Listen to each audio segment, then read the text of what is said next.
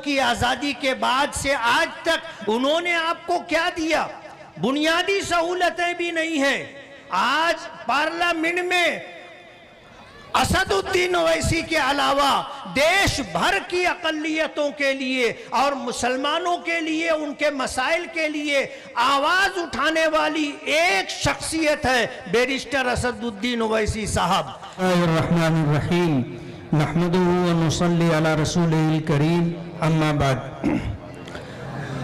तख्त पर शहनशी पर तशरीफ फरमा बैरिस्टर असदुद्दीन ओवैसी साहब, आपके उम्मीदवार तौसीफ आलम साहब, दीगर मुअज़्ज़ज़ीन, मेरी माओ बहनों, मेरे बुजुर्गों और दोस्तों, किसी शायर ने कहा है कि तुमने चाहा ही नहीं हालात बदल सकते थे, तुमने चाहा ही नहीं हालात बदल सकते थे, मेरे आंसू तेरी आंखों से निकल सकते थे, 2 कदम साथ मेरे चल के तो देखा होता, खुद बखुद तेरे ख्यालात बदल सकते थे, तुम तो ठहरे ही रहे झील के पानी की तरह, दरिया होते तो बहुत दूर निकल सकते थे।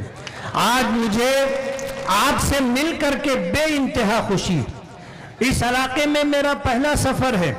मैं महाराष्ट्र मालेगांव से ताल्लुक़ रखता हूँ।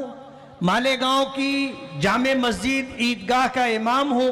वहाँ के एक मदरसे में मैं हदीस का दर्स देता हूँ और ऑल इंडिया मजलिस इत्तेहादुल मुस्लिमीन, उसके कौमी सदर बैरिस्टर असदुद्दीन ओवैसी साहब, उनके मुशीर-ए-कार लोगों ने हालात देखे और मुझ पर एतमाद किया, मुझे उम्मीदवारी दी।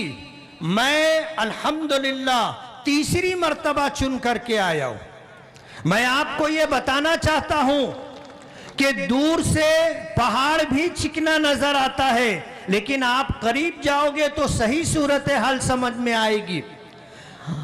एतमाद मिलने के बाद मैंने अपनी कॉन्स्टिट्यूंसी में लोगों की बुनियादी सहूलियात के लिए काम किया और 499 करोड़ रुपया MIM में रहते हुए, फिरका परस्त पार्टी की सरकार के रहते हुए मैंने हासिल किया और अपने कॉन्स्टिट्यूंसी के विकास का मैंने काम किया है। मैं आज आपके दरमियान आया हूं, मुझे तफसील से बात करनी थी लेकिन वक्त इजाजत नहीं देता और हम खुद भी बैरिस्टर असदुद्दीन ओवैसी साहब को सुनना चाहते हैं। मैं आपको बताता हूं कि आप खुशकिस्मत हैं कि पूरे देश में, पूरे भारत में सबसे ज्यादा पसमानदा रियासत बिहार है और बिहार में सबसे ज्यादा महरूम इलाका सीमांचल का है।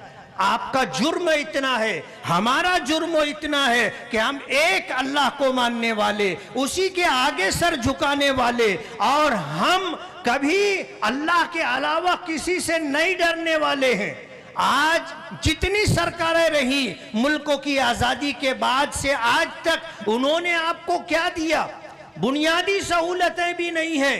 आज पार्लियामेंट में असदुद्दीन ओवैसी के अलावा देश भर की अकलियतों के लिए और मुसलमानों के लिए, उनके मसाइल के लिए आवाज उठाने वाली एक शख्सियत है बैरिस्टर असदुद्दीन ओवैसी साहब। हम मुसलमान ही नहीं, मुल्क का पिछड़ा हुआ और मुल्क में महरूम किया जाने वाला हर तबका आज बैरिस्टर असदुद्दीन ओवैसी को अपना कायद मानता है, अपना सालार मानता है, अपना रहनुमा मानता है। आज आपके दरमियान हम आपसे कुछ लेने के लिए नहीं आए, हम आपके मजहबी एतबार से, ईमानी एतबार से भाई हैं। आपका दुख हमारा दुख है, आपकी महरूमियां हमारी महरूमियां हैं। हम ये चाहेंगे कि आप तरक्की करें, आपकी आने वाली नस्लें तरक्की करें, हम सर उठा करके जी सके।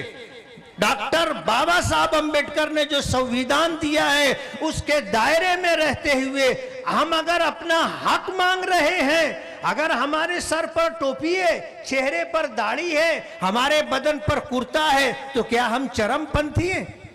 क्या हम दहशतगर्द हैं?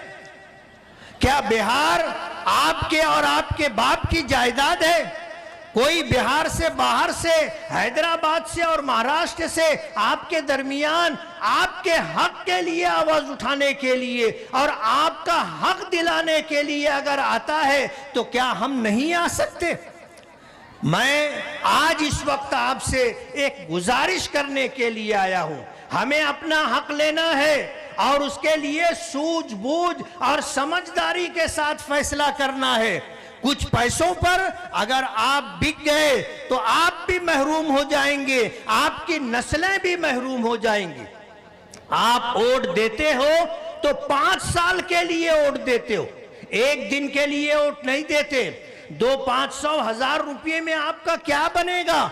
लेकिन आपका एक वोट जो आप अपने लिए, अपनी आने वाली नस्लों के लिए देंगे, वो आपके विकास के लिए, आपकी तरक्की के लिए, आपके हक के हुसूल के लिए काम आएगा। आप बैरिस्टर असदुद्दीन ओवैसी साहब को देखिए, उन पर एतमाद कीजिए।